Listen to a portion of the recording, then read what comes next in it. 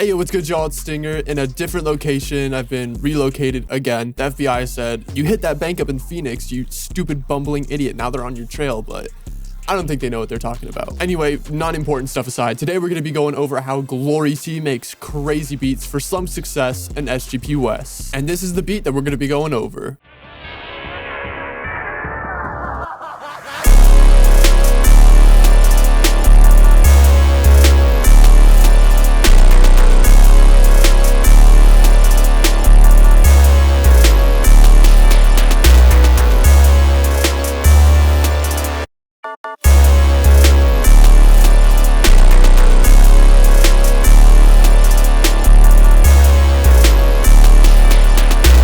Alright, so the first thing you're going to need for one of these beats is some kind of brass. Now, I like to use the octave brass from Vanexi's 3K drum kit, but honestly, you could really use any brass sound, as long as it's something impactful. So this is the stupid simple pattern that it's playing.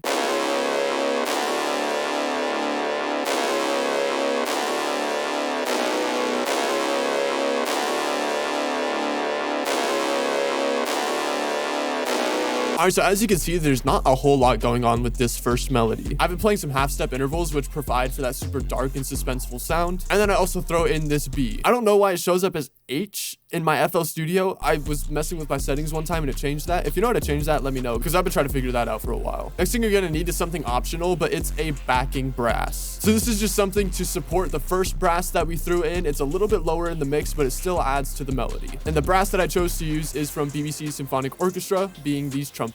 And it's just playing the exact same pattern as the first melody.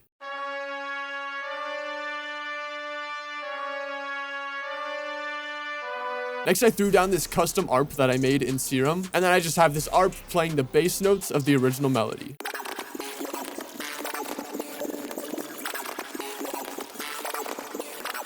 What you'll notice with Glorytee's beats is that there's a combination of like synthetic sounds and actual instruments. So the actual instruments being those brasses that we were playing, and then the synthetic components are this ARP and then some other that we're going to be covering later on. Next thing I threw down is that classic bell. While this is kind of becoming more obscure and less common in music production, which I think I'm kind of grateful for, I decided to throw it in to stay true to the style.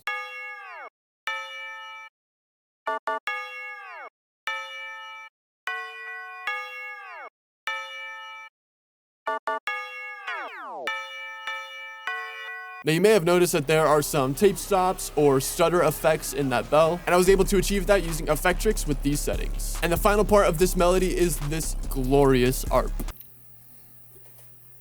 No pun intended. I got this sound from Hive 2, being the chirp chirp preset, and this is what it sounds like.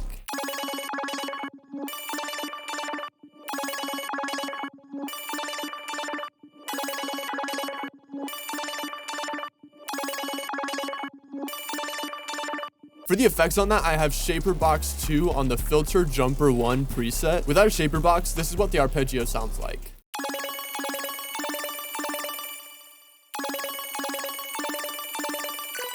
With that Shaper Box preset, it kind of gives it a little bit more bounce and tucks it away in the mix a little bit more. So altogether, this is what our melody is sounding like.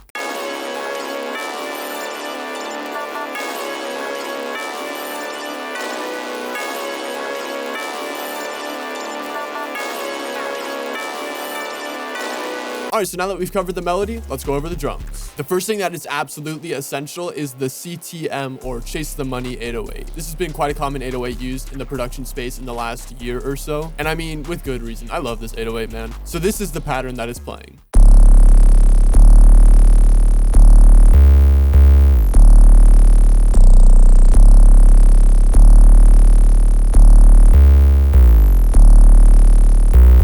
As you can tell, this isn't like a standard 808 pattern. I throw in some octave notes, I throw in some triplets, I throw in some slides, and that is just to create more variation and more energy in the beat. Without all those little changes here and there, the beat would sound pretty bland. Next thing you're gonna need is a tight and punchy snare playing a basic pattern. And then you'll need a second snare playing some pretty complex rolls. This is yet another thing that we're doing to add energy to the beat. While it does kind of clutter up the beat, these kind of beats aren't meant to be spick and span. Just go crazy on them. Next thing you're going to need, obviously, is a hi-hat. Now, I believe I got this MIDI from the Starboy Rob 2021 stash kit, so shout out to them, because that kit is crazy. So this is what the hi-hat pattern sounds like.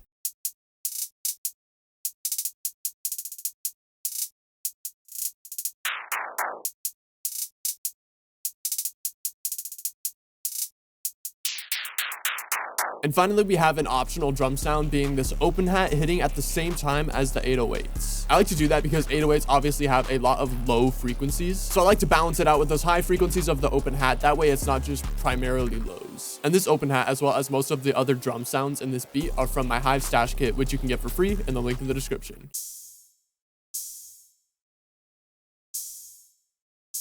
So altogether, this is what the drums sound like.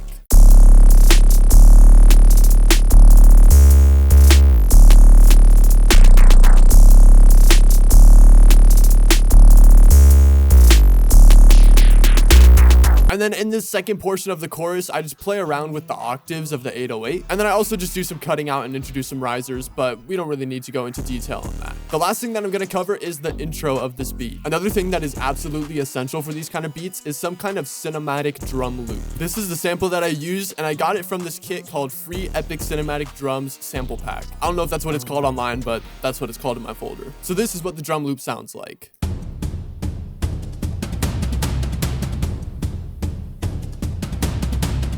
So that's something we could use to really bring the energy up of the track right before the chorus. And to get that filtered sound, I just used Fruity Love Filter and automated the simple triangle low pass LFO preset. And that's pretty much every aspect to the beat. Hopefully you enjoyed the tutorial and learned something new. If you have any questions, please feel free to throw them in the comments down below. Also, as always, the link for this FLP as well as all of my other beats and all of my tutorials is in the link in the description if you want to study them. Also, consider subscribing as I post 2 tutorials every single week. One long one and one short one.